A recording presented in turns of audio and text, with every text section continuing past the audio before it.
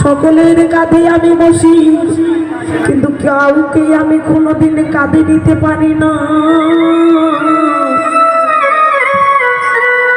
আজ যদি তোদের মতো সকাদের আমি কাঁধে নিতে পারতাম,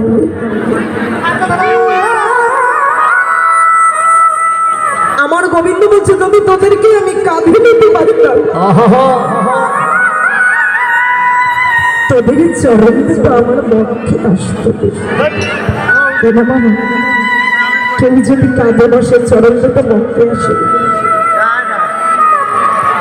সুবলে রে